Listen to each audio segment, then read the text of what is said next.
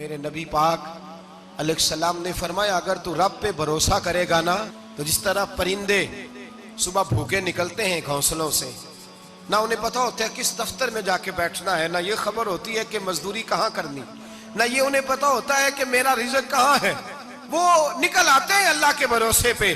نکلنا تیری ذمہ داری ہے، نکلنا۔ وہ نکل آتے ہیں اللہ کے بھروسے پہ۔ فرمایا جب نکل آتے ہیں شام کو واپس لوٹتے ہیں تو اللہ انہیں پیٹ بھر کے روزی عطا کرتا ہے۔ بھروسہ ذات خدا پہ، بھروسہ اللہ کی ذات پہ، رب کریم کی ذات پہ۔ بندوں پہ لوگ بھروسہ کرتے ہیں، دنیا داروں پہ، سیاستدانوں پہ، وڈیروں پہ، پھر بھروسے ٹوٹتے ہیں۔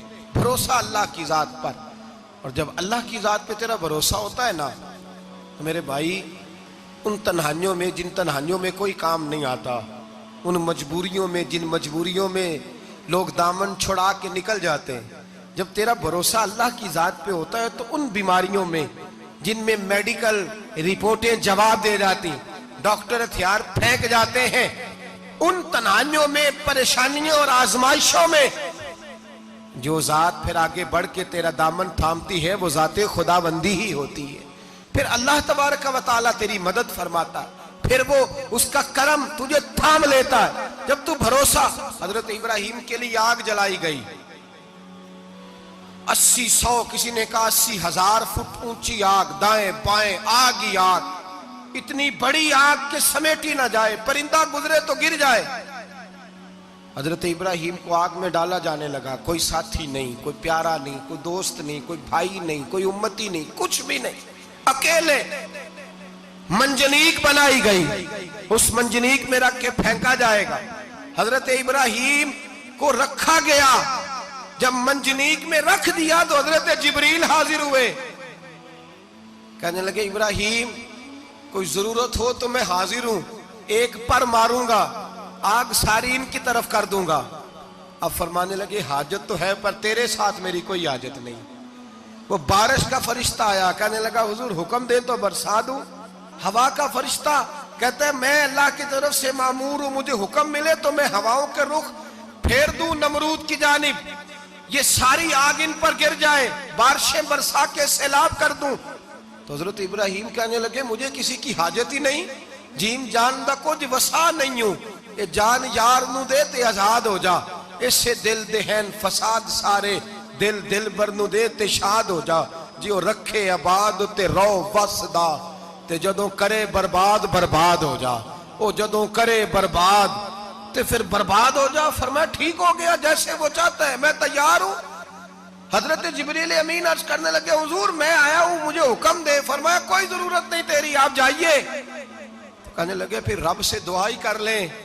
تو حضرت ابراہیم کی آنکھوں میں 2 آنسوں کے قطرے چمکے، فرمانے لگے رب کو نہیں پتا اس کا خلیل کس حال میں ہے، وہ نہیں جانتا، میرا مالک ہے، میرا رب ہے، میری پیشانی اس کے سجدے کی لذت سے آشنا ہے، میں صرف اس کی بارگاہ میں جھکتا ہوں جب مالک وہ ہے، رازق وہ ہے، پیدا کرنے والا وہ ہے، دینے والا وہ ہے، سننے والا وہ ہے، تو پھر مجھے بڑھ کر سنانے کی حاجت نہیں۔ جبریل آپ جائیے، میرا بھروسہ اللہ کی ذات پہ ہے، میں جانوں اور میرا خدا جانے، بیچ میں کوئی نہیں آئے گا۔ حضرت سیدنا اور پھر اللہ تبارک و تعالیٰ کے نبی کا بھروسہ تھا تو پھر آزمایا گیا ان کا بھروسہ۔ یہ نہیں کہ آگ پھینکنے سے پہلے بجھ گئی، بلکہ تمام کتابیں اٹھائیے، آگ میں ایک دفعہ گرنا پڑا، آگ کے اندر جھونس دیے گئے، ڈال دیے گئے، جب آگ میں گرے ہیں پھر آواز آئی ہے یا نار کونی بردم و سلاما علی ابراہیم، اے آگ اب تو ابراہیم کے لیے سلامتی والی بھی ہو جا اور ٹھنڈی بھی ہو جا۔ تو رب تعالیٰ فرماتا ہے تو مجھ پر بھروسہ کر، میری ذات پر تیرا توکل ہونا چاہیے، من یتوکل علی اللہ فہو حسبہ، تو میری ذات پر بھروسہ کر، میں تیری دنیا بھی اچھی کر دوں گا، تیری آخرت بھی اچھی کر دوں گا۔ توحید باری تعالیٰ کا مطلب یہ ہے کہ اپنے آپ کو اپنے رب کے حوالے کر دیں، اپنے آپ کو اپنے، توحید کا مطلب یہ ہے کہ اپنے آپ کو اپنے رب کے بس اس کے حوالے کر دیں، وہ جس طرح چاہے اس طرح کریں، جو ہمارے لیے فیصلہ کر دے اس پہ سر تسلیم خم ہے، جو مزاج یار میں آئے اس پر دیکھیں نا، حضرت ابو بکر، جناب عمر، عثمان غنی، مولا علی، یہ خلفاء بنے، باقی صحابہ میں سے کوئی شخص بھی اس مسند پہ آیا؟ کوئی نہیں آیا۔ پھر کچھ صحابی گورنر بنے، حضرت بلال حبشی کسی عہدے پہ بھی فائز نہیں ہوئے، نوکری سب سے زیادہ، ایک عہدہ بھی نہیں، لیکن تاریخ میں کوئی کمزور حوالہ بھی نہیں کہ کبھی حضرت بلال نے کہا ہو کہ میں بڑا پریشان ہوں، کچھ بھی نہیں، جائیداد نہیں، یار بنا کچھ نہیں، گھر کوئی نہیں، چلو مکان بن جاتے، 2 دکانوں کا کرایہ ہی آنے لگتا، کوئی بات نہیں فرمائی، زندگی کو مطمئن گزارا۔ وہ حضرت بلال کہنے لگے جو میرا مقام ہے وہ تو کسی اور کا ہے ہی نہیں، وہ تو کسی اور کا ہے ہی نہیں۔ صحابی جہاں بھی تھے وہ کہتے تھے حوالے کر دیا اپنے آپ کو اپنے رب کے۔ حضرت فاطمہ بنت قیس ایک صحابیہ تھی، ان کے خاوند کا وصال ہو گیا، ایک امیر آدمی کا رشتہ بھی آیا، اور نبی پاک صلی اللہ علیہ وسلم کے غلام اسامہ بن زید کا رشتہ بھی آیا۔ یہ اسامہ غریب بھی تھے، غلام بھی تھے، رشتہ آیا۔ اب انہوں نے حضور کی رضا دریافت کی تو نبی پاک کا جھکاؤ غلام اسامہ کی جانب تھا۔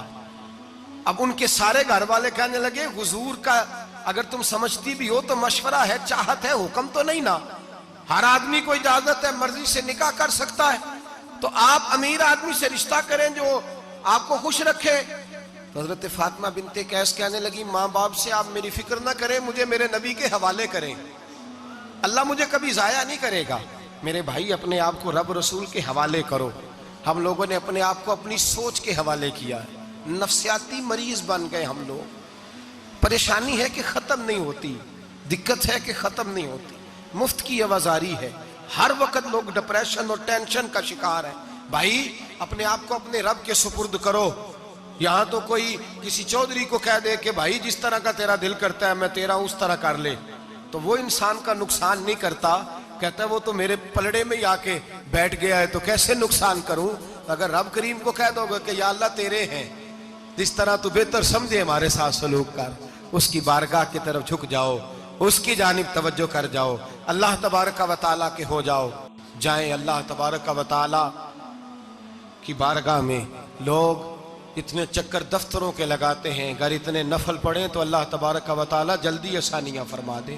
لوگ جتنا دوستوں یاروں کی جو ہے وہ جا کر خوشامد کرتے ہیں اور اپنا کام نکلوانے کے لیے جتنی ان کے دروازوں پہ جا کر بیٹھتے ہیں، اس سے اگر چوتھا وقت بھی مسجد کو دیں، قرآن پاک کو دیں، تو میرے بھائی بڑی جلدی اللہ آسانیاں کر دے۔ لیکن ہم دنیا داروں کا دروازہ کھٹکھٹاتے ہیں، اگر اللہ کا، اللہ والوں کا، اللہ کے رسول کا دروازہ کھٹکھٹائیں گے بڑی جلدی کھلے گا، بڑی جلدی کھلے گا۔